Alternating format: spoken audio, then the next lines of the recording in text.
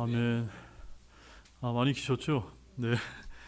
긴 말씀이지만 좀 부담됩니다. 이거를 20절까지의 말씀을 한 절 한 절 다 강의하기에는 상당히 좀 부담스러운 긴 말씀이지만 그래도 오늘 미가서 7장을 한번 끝내보도록 하겠습니다.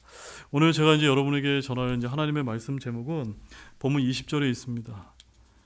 주께서 진리를 이행하시고 긍휼을 이행하시리다라는 이런 제목으로 미가서 강의 10번째 말씀을 이제 마지막 말씀을 여러분에게 전해드리도록 하겠습니다. 제목은 주께서 진리를 이행하시고 긍휼을 이행하시리다입니다. 자, 미가서 6장에서는 우리가 이제 어떤 내용을 이제 저희들이 배웠습니까? 바로 이스라엘의 우상 숭배와 죄악을 계속해서 저질렀고 이에 주님께서 심판 집행을 경고하는 그런 내용들이 담겨 있었습니다. 근데 이어지는 마지막 장이 오늘 7장은 크게 이제 세 파트로 이제 나누어지는데 먼저 1절에서 6절까지의 말씀은 이스라엘이 죄악으로 인해서 심판을 받게 되지만 7절에서 13절에 나와 있는 말씀은 다시 회복될 것을 믿음으로 바라보는 내용이 담겨 있음을 이제 알 수가 있습니다. 그리고 이제 나머지 14절에서 20절 말씀은 하나님의 용서를 다루면서 주께서 진리를 이행하시고 긍휼을 이행하실 것을 전하면서 맺고 있는 말씀이 이제 미가서 7장의 전체적인 이제 구조가 되겠습니다.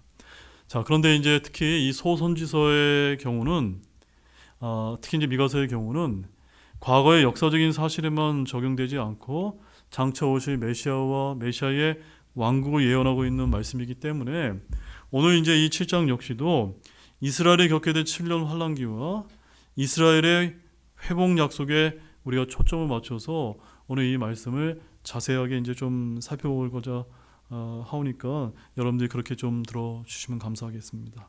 자, 그럼 본문 1절 말씀 다시 한번 보겠습니다.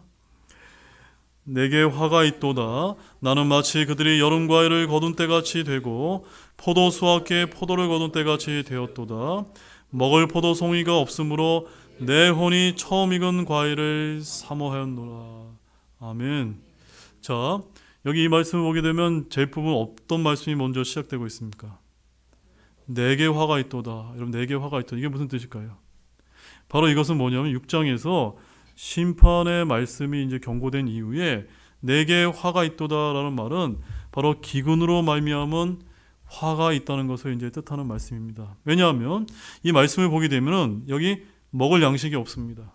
마치 서리가 내린 뒤에 들을 보면 아무것도 없는 것과 같은 그런 이제 표현을 하고 있습니다. 마치 모든 수확물이 이미 거두어져 버린 텅 빈 들과 같다는 것입니다. 그래서 내 혼이 처음 익은 과일을 사모하였노라라는 이 말씀은 나는 양식을 찾고 열매를 사모하지만 나 자신은 어떻다는 겁니까? 텅 빈 포도나무요, 열매 없는 무화과나무요, 꺾인 올리브 나무와 같다는 것입니다. 바로 이것이 누구의 모습입니까? 바로 영적으로 이스라엘의 텅 빈 그런 모습을 여기서 1절에서 이제 보여주고 있는 것입니다.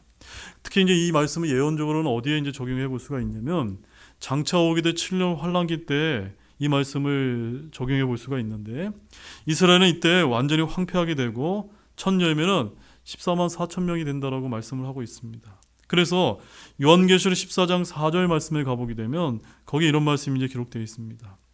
이들은 여자들과 더불어 자신을 더럽히지 않은 자들이니 이는 그들이 처녀들이기 때문이라.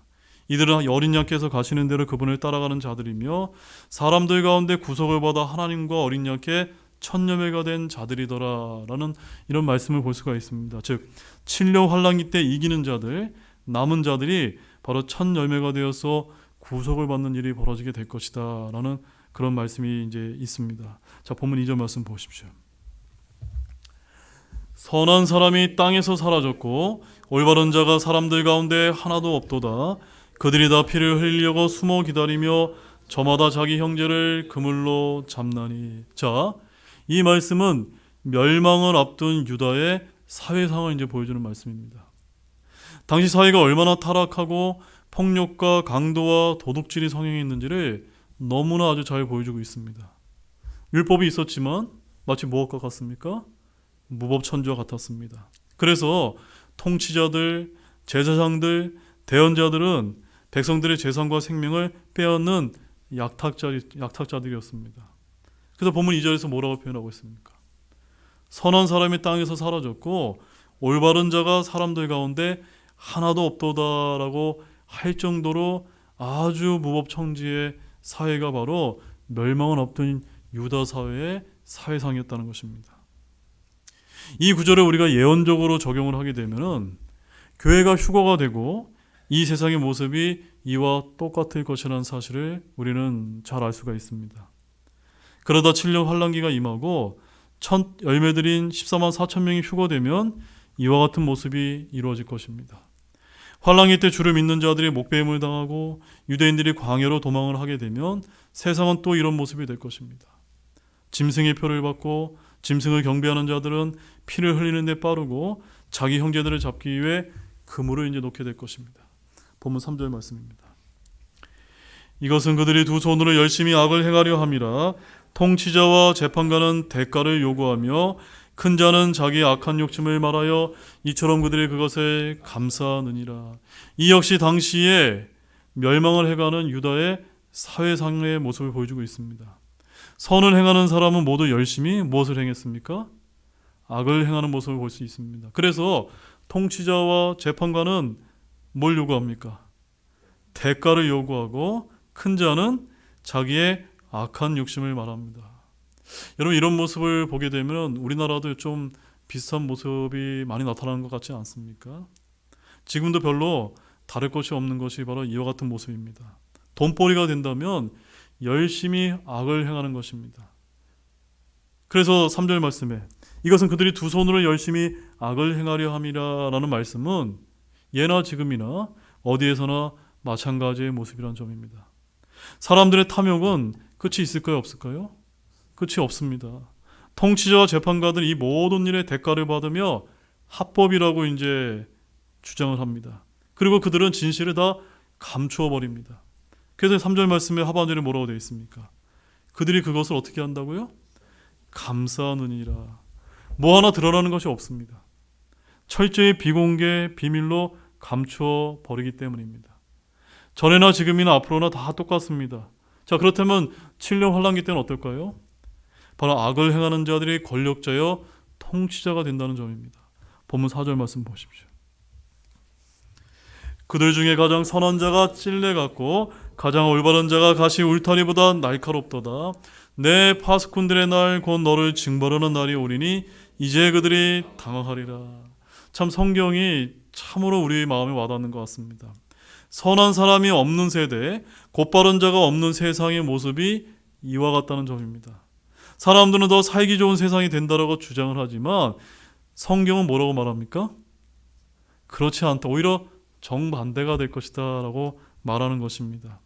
세상은 점점 더 살기 좋아지는 것이 아닙니다. 사람 역시도 점점 더 선해지고 경건해지고 거룩해져야 되는 것이 맞는데 사람들은 어떻게 됩니까? 점점 더 악해져만 간다는 점입니다. 디모데후서 3장 1절에 이런 말씀이 있습니다.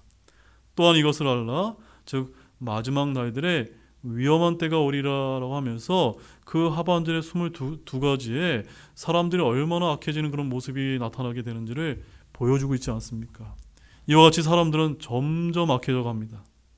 이것을 어떻게 여기서 표현하고 있습니까? 4절 말씀 앞부분에 그들 중에 가장 선한 자가 무엇과 같다고요? 찔레 같고. 이게 무슨 뜻입니까? 사람의 악함이, 사람의 타락이 정점으로 치닫는 시대에는 찔레 같은 사람이 그나마 가장 좋은 사람이요, 가시 울타리 같은 사람이 가장 올바른 자라는 것을 이렇게 비유적으로 이제 표현하고 있는 것입니다. 여러분, 찔레와 가시는 불태우기에 적합한 나무들이지 않습니까? 사람들은 저마다 자신의 선함과 의를 자랑하지만 모든 심판의 불에 타기에 알맞은 상태입니다. 모든 종교는 사람의 선함을 자랑하고 가르칩니다. 사람은 본질상 선하다, 별별 좋은 말을 다 하지만 성경은 전혀 다릅니다. 사람은 전적으로 헛되고 모두 다 거짓말장이라고 합니다. 그래서 주의 엄정한 심판을 초래하는 타락상에 대해서 대언자가 고뇌를 여기서 토로하고 있지 않습니까? 뭐라고 토로합니까? 하반절에 내 파수꾼들의 날 곧 너를 징벌하는 날이 오리니 이제 그들이 당황하리라. 저는 이와 같은 날이 오리라고 굳게 믿습니다. 자, 본문 5절 말씀입니다. 너희는 친구를 신뢰하지 말고 안내자를 신임하지 말며 내 품에 눕는 여인에게 내 입의 문도를 지키었지어다. 여러분, 사람은 무엇의 대상이 아닐까요? 신뢰의 대상이 아닙니다. 맞습니까, 여러분? 많은 이들이 믿었던 사람들에게 배신당했다고 증언합니다.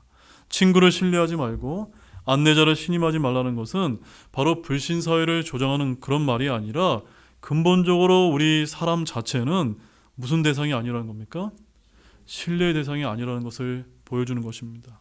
그래서 성경은 말씀하기를 시편 118편 8절과 9절에서 이렇게 말합니다. 주를 신뢰함이 사람을 신뢰함보다 낫고 주를 신뢰함이 통치자들의 신뢰함보다 낫도다 라고 이렇게 말씀하고 있습니다. 주를 신뢰함이 무엇과 무엇보다 낫다고요? 사람과 통치자들보다 낫다는 것입니다. 여러분, 사람을 신뢰하는 일은 어리석은 일입니다. 맞습니까, 여러분? 근데 오늘 본문 5절에 하반절에 어떻게 되어 있습니까? 내 품에 눕는 여인에게 내 입의 문도를 지킬지어다 라고 되어 있는데, 여러분 이 말씀을 보면서 누가 떠오르는 사람이 있지 않습니까? 여러분 삼손 어땠습니까? 삼손이 자신의 비밀을 누구한테 터놓았죠? 들리라고 하는 그 여인에게 그것을 터놓는 바람에 바로 내 품에 눕는 여인에게 자신의 입을 지키지 못해서 망하지 않았습니까? 그는 자신의 힘의 비밀을 들릴려에게 말했다가 원수들의 포로가 되었다라고 사사기 16장 6절에 말씀하고 있습니다. 자기 품에 눕는 여인에게 입을 열었다가 패가 망신한 얘가 부지기수이지 않습니까? 따라서 우리는 입을 열어서 복음을 전해야 되지만 소문이나 험담을 퍼뜨리는 자가 되어서는 안 된다는 점입니다. 어떤 일이 다 이루어진 후까지 절대 입을 열어서는 안 됩니다. 우리 잠언 29장 11절 말씀은 한번 찾아보실까요? 잠언 29장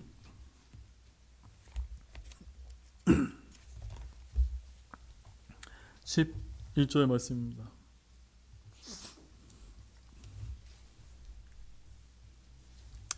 잠언 29장 11절 함께 읽어보겠습니다.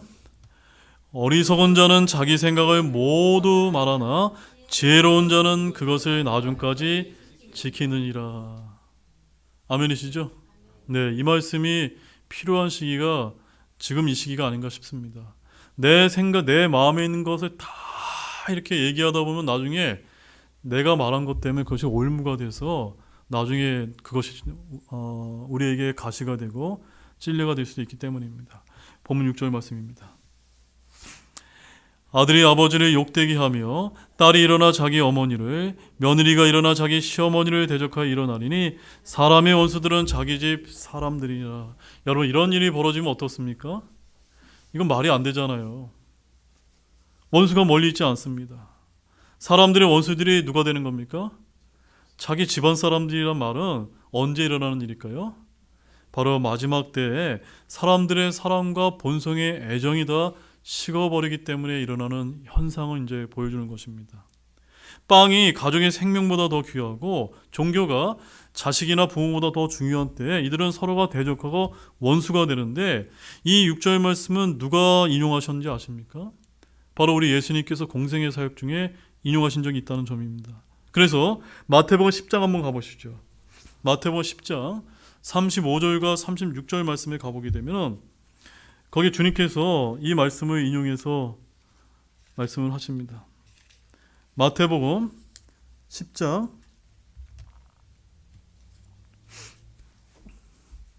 35절 36절, 여기 아주 주님께서 특이한 말씀을 하셨는데 34절에 내가 땅에 화평을 보내러 온 줄로 생각하지 말라라고 하시면서 35절 36절 같이 읽겠습니다. 사람이 자기 아버지를, 딸이 자기 어머니를, 며느리가 자기 시어머니를 대적하여 불화하게 하려고 내가 왔나니 사람의 원수들은 그의 집안에 속한 자들이라. 이 말씀은 참으로 놀라울 만한 말씀이 아닐 수가 없습니다. 바로 이 말씀은 어디에 이제 적용이 되는 거냐면 바로 7년 환란기에 이제 적용해 볼 수가 있는데, 마가복음 13장 12절에서도 주님은 이렇게 또 다시 언급하셨습니다. 한편 형제가 형제를, 아버지가 아들을 배반하여 넘겨주겠고 자식들이 자기 부모를 대적하여 일어나 그들을 죽게 할 것이며 라고 말씀하고 있습니다. 즉 자기 부모나 자식과 형제와 자매들을 대적하여 넘겨주어 죽게 하는 일은 머나먼 날의 이야기가 아니라 바로 7년 환란기라는 끔찍한 일이 이제 벌어지게 될 때 닥칠 안타까운 이제 현실이 될 것임을 여기서 표현하는 말씀입니다. 자, 본문 7절 말씀 보십시오. 자, 그런 안타까운 현실이 일어날 때 우리는 어떻게 해야 될까요? 7절 말씀입니다. 그러므로 나는 주를 바라보고 내 구원의 하나님을 기다리니 내 하나님께서 내 말을 들으시리라. 아멘이시죠? 사람을 바라보고 신뢰하는 것은 어리석은 일입니다. 가족도 믿을 수 없는 세대에서 우리는 누구를 바라봐야 됩니까? 주를 바라보고 주 하나님을 신뢰할 줄로 믿으시기 바랍니다. 이사야서 2장 22절에 주님께서 이렇게 말씀하십니다. 너희는 사람을 의지하지 말라. 그의 숨은 그의 콧구멍에 있는데 어떤 점에서 그를 수에 넣어야 하겠느냐라고 말하면서 사람을 의지하지 말라는 것은 무슨 뜻일까요? 바로 우상을 신뢰하지 말라, 우상을 숭배하지 말라는 것과 동일한 주 하나님의 명령이란 점입니다. 사람은 그냥 육체일 뿐입니다. 대언자 미가는 사람이 어떠하든지 세상이 어떠하든지 우리는 주를 바라보며 내 구원의 하나님을 기다리겠다라고 지금 선언하고 있습니다. 가장 선한 결단이요 가장 지혜로운 결정이 아닐 수가 없습니다. 내 하나님께서 내 말을 들으시로다. 바로 주의 눈과 주의 귀는 주를 바라고 주를 신뢰하는 이들을 향하여 그들에게 열려 있다는 사실을 믿으시기 바랍니다. 본문 8절 말씀입니다. 오 내 원수야 나를 대적하며 기뻐하지 말지어다. 나는 쓰러질지라도 일어날 것이요 어둠 속에 앉을지라도 주께서 내게 빛이 되시리라. 바로 이스라엘의 불법과 죄로 인해 징계와 심판을 받는 것은 율법에 따른 형의 집행입니다. 그것으로 인해 원수들이 기뻐하는 것은 자기들의 승리를 얻은 줄로 알기 때문입니다. 하나님께서 과거에 아시리아와 바빌론을 사용하셔서 이스라엘을 징계하시고 심판하신 것은 주님께서 여전히 그들의 하나님이시요 그들을 지키고 계신다는 뜻이지 그들이 버림받았다는 뜻이 아니라는 것을 기억하시기 바랍니다. 나는 쓰러질지라도 일어날 것이요 이스라엘 회복에 대한 예언입니다. 어둠 속에 앉을지라도 주께서 내게 빛이 되시리로다. 바로 이스라엘은 세상의 빛이요 사람들의 빛이요 생명의 빛인 예수님을 거부함으로 어둠 속에 있게 되었습니다. 그러나 이스라엘은 빛이 없는 어둠 속에 거하다가 7년 환란기를 겪으면서 종말에는 회개하게 되고 주 예수 그리스도를 맞아들여서 다시 빛을 얻게 될 것이라는 약속의 말씀을 하고 계신 것입니다. 본문 9절 말씀입니다. 내가 주께 죄를 지었으므로 그분의 경노를 담당할 것이나 마침내 그분께서 내 사정을 변호하시고 나를 위해 심판을 집행하시며 나를 빛으로 데려가시리니 내가 그분의 의를 보리라. 내가 그분의 의를 보리라. 실제적으로 주님의 의를 보는 일이 언제 일어납니까? 주님의 지상재림의 때에 유대인들이 보게 된다는 사실입니다. 죄를 인정하고 불법을 시인하는 것은 회개와 회복을 위한 첫걸음입니다. 내가 주께 죄를 지었으므로 바로 징계가 임하기 전에 회개하면 긍휼을 입고 심판이 유예됩니다. 징계와 심판이 임한 뒤에 회개하게 되면 주님은 그날에 단축시켜 주시고 돌이켜 주십니다. 죄를 시인하고 징계를 통해 자신을 낮추며 주님께서 이스라엘을 위한 변호자가 되십니다. 마침내 그분께서 내 사정을 변호하시고 바로 우리가 죄를 지었을 때 주님은 우리의 의로운 어떤 분이 되십니까? 변호자가 되시는 것입니다. 또 나를 위해 심판을 집행하시며 바로 이교도들과 원수들에게 심판을 집행하신다는 말씀입니다. 또 나를 빛으로 데려가시니 이 말씀은 바로 천년왕국의 때를 가리키는 것입니다. 내가 그분의 의를 보리라. 바로 천년왕국 왕좌에 앉아 왕으로 통치하시는 예수 그리스도를 우리의 실제 눈으로 바라보게 된다고 하는 그런 예언의 말씀을 여기서 하고 계신 것입니다. 이스라엘은 스가랴서 말씀에 가보게 되면 자기 눈으로 자기들이 찌른 줄을 보게 될 것이다 라고 대언하고 있습니다. 우리는 모두 얼굴과 얼굴을 맞대고 언젠가 주를 만나보게 될 것입니다. 본문 10절 말씀입니다. 그때 내 원수인 여자가 그것을 보고 수치로 자기 몸을 덮을 터인데 그녀는 전에 내게 말하기를 주 내 하나님이 어디 있느냐 하던 여자라. 내 눈이 그녀를 바라보리니 이제 그녀가 거리에 진흙같이 짓밟히리라. 자, 이런 소선지서의 말씀이 과거의 역사적인 사실에만 국한되는 것이 아니라는 것이 바로 여기에 있습니다. 그때 갑니다. 그때. 언제입니까? 예언적으로 바로 7년 환란기를 가리킵니다. 그럼 내 원수인 여자란 말은 무엇을 가리킬까요? 바로 요한계시록에 나와 있는 큰 음녀라고 일컬어지는 큰 바빌론을 이제 가리키는 말씀입니다. 바로 짐승 위에 탄 여자인 큰 바빌론의 신비라 불리는데 계시록 17장과 18장에서 이거 완전히 파괴되지 않습니까? 바로 큰 바빌론은 수치로 자기 몸을 덮습니다. 큰 바빌론은 모든 민족들로 하여금 자기의 음행으로 인한 진노의 포도즙을 마시게 하는 음료입니다. 하나님은 큰 바빌론에게 자신의 맹렬한 진노의 포도즙 잔을 주십니다. 한때 그녀는 이스라엘에게 주 내 하나님이 어디 있느냐라고 하던 그 여자입니다. 그녀는 이스라엘을 조롱했습니다. 그러나 이제는 그녀 위에 주의 심판이 집행되었습니다. 그래서 10절에 뭐라고 얘기합니까? 내 눈이 그녀를 바라보리니 이제 그녀가 거리에 진흙같이 짓밟히리라. 무슨 뜻입니까? 바로 이스라엘은 자신들의 원수를 갚아주시는 주 예수님을 바라보게 되고 바로 파라의 군대가 바다에 가라앉는 것처럼 장차 큰 바빌론도 무너지고 거리에 진흙같이 밟히는 것도 보게 될 것이다 라고는 예언의 말씀이 되는 것입니다. 본문 11절 말씀입니다. 내 성벽을 건축하는 날 곧 그날에는 그 칙령이 멀리 옮겨질 것이요. 자, 여기 이제 어려운 뜻이 있는데 성벽을 건축하는 날은 역사적으로 느헤미야를 통해 일어난 일이고 예언적으로는 에스겔 성전과 더불어 예루살렘에 재건되는 날입니다. 그래서 에스라와 느헤미야를 통해 이루어지는 성벽 재건이 이루어질 때 칙령이 이제 내렸지만 본문은 바로 마지막 날에 있을 일을 보여주는 사건입니다. 바로 그날에는 이라는 말에서 우리가 그 예언적인 시점을 이제 찾아볼 수가 있습니다. 여러분 스바냐서 2장 2절 말씀 찾아보십시오. 스바냐서 2장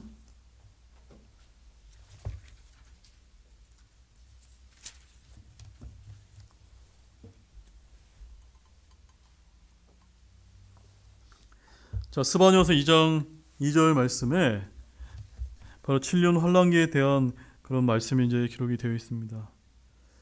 자, 함께 읽어보겠습니다. 칙령이 나가기 전에 그날이 겨같이 사라지기 전에 주의 맹렬한 분노가 너희에게 닥치기 전에 주의 분노의 날이 너희에게 닥치기 전에 그리할지어다. 여러분 문맥을 통해서 읽어봤을 때 이 날이 언제를 가리킨다는 것이 여러분 확인이 되셨습니까? 바로 이 날이 바로 7년 환란기 때 일어날 일을 보여주는데 칙령이 나가기 전에라고 오늘 본문 11절 말씀과 이어지는 말씀을 하고 있는 것입니다. 주님은 칙령이 내리기 전에 이스라엘이 해야 할 일을 미리 말씀해 주셨는데 바로 판단의 공의를 행하고 주를 찾으며 의를 구하고 온유를 구하라는 것입니다. 그래야 하면 혹시 스바냐서 2장 3절 말씀에 뭐라고 이야기합니까? 주의 분노의 날에 너희가 숨겨질 수도 있으리라 라고 이렇게 약속의 말씀을 하고 있습니다. 바로 주님께서는 이러한 칙령을 내리셨던 것입니다. 스바냐서 3장 8절 말씀도 보십시오. 스바냐서 3장. 자, 그래서 이스라엘 남은 자들에게 주님이 어떤 약속의 말씀을 하는지 읽어보겠습니다. 주가 말하노라. 그러므로 내가 일어나 그 탈취문에 이르는 날까지 너희는 나를 기다리리라.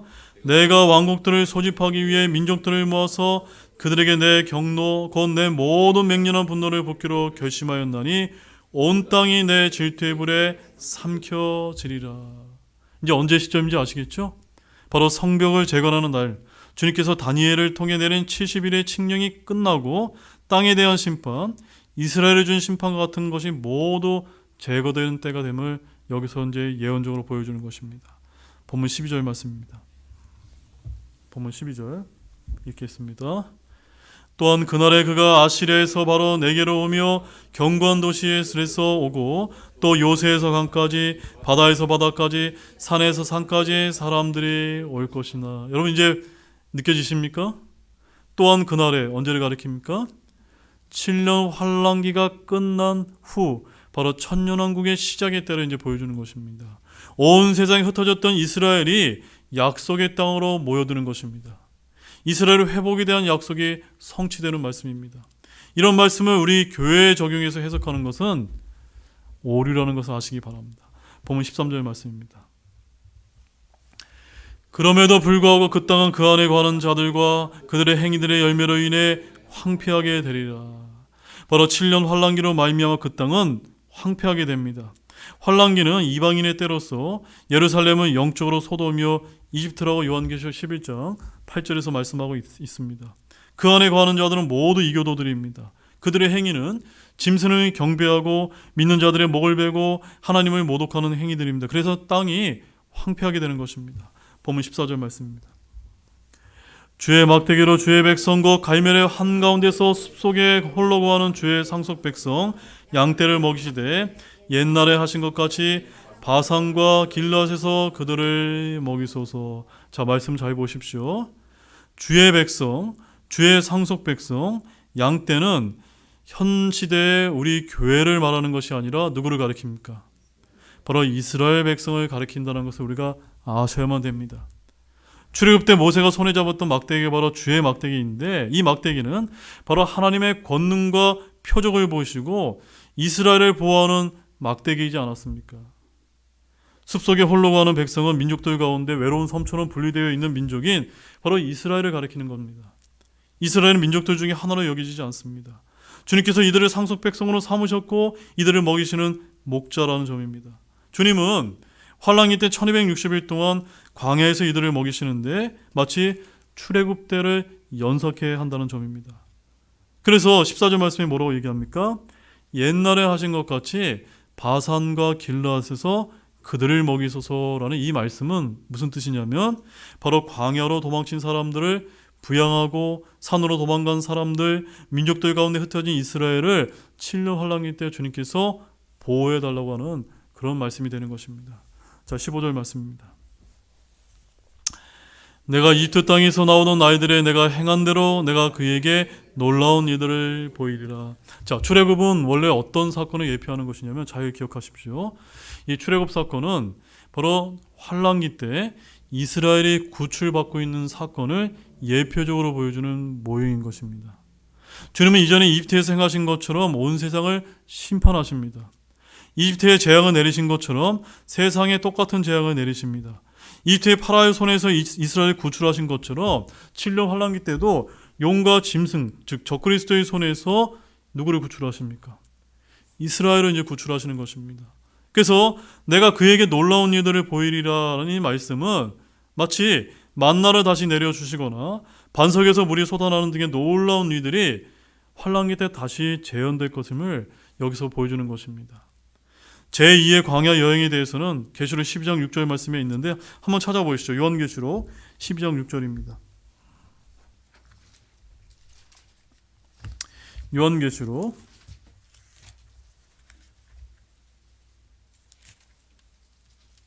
12장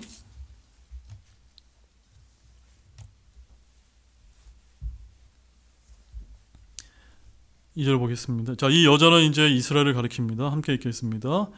그 여자가 광야로 도피하 있는데 거기에 하나님께서 예비하신 한 처소가 그녀에게 있으니 이것은 그들이 1260 동안 거기서 그녀를 먹이게 하려 함이더라. 1260일은 몇 년입니까?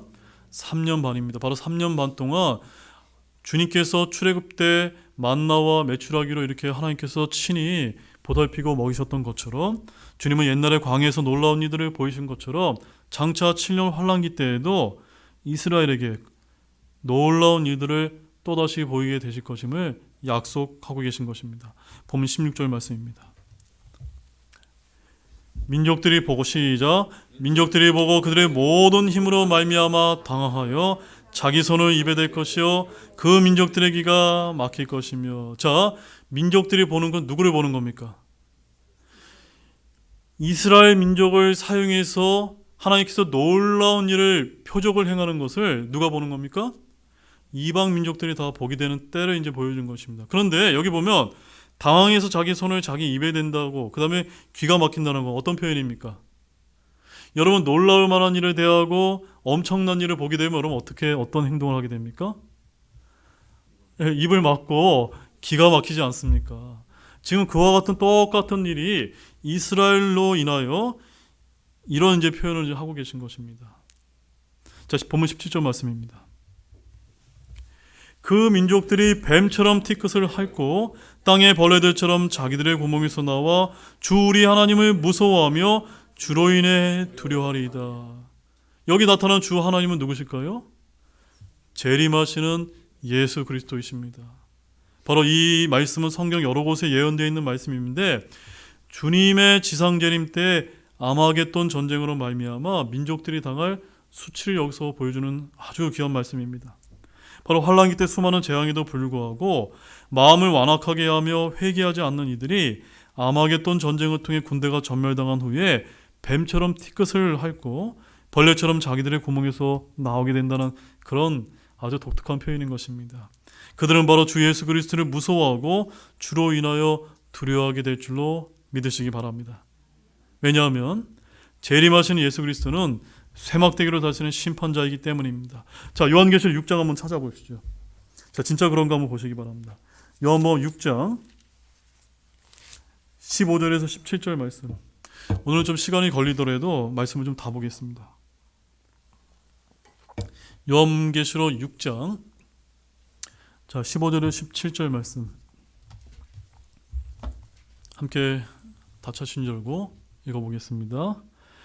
땅의 왕들과 위대한 자들과 부자들과 총대장들과 용사들과 모든 남자 노예와 모든 자유로운 남자가 동거들과 산들의 바위들 속에 숨고 산들과 바위들에게 이르되 우리 위에 떨어져 왕자에 앉으신 분의 얼굴과 어린 양의 진노에서 우리를 숨기라.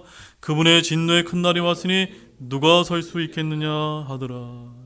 엄청난 전무후무한 칠려 환란계의 재앙으로 인해서 사람들이 다 숨어버린 그런 이야기를 하고 있는 것입니다. 자, 이제 본문 18절 말씀 보시죠. 18절부터 아주 놀라운 말씀이 이제 등장합니다. 본문 18절 함께 읽겠습니다. 누가 주와 같은 신이니까 주께서는 불법을 용서하시며 자신의 상속 백성 중 남은 자의 범법을 지나치시나이다.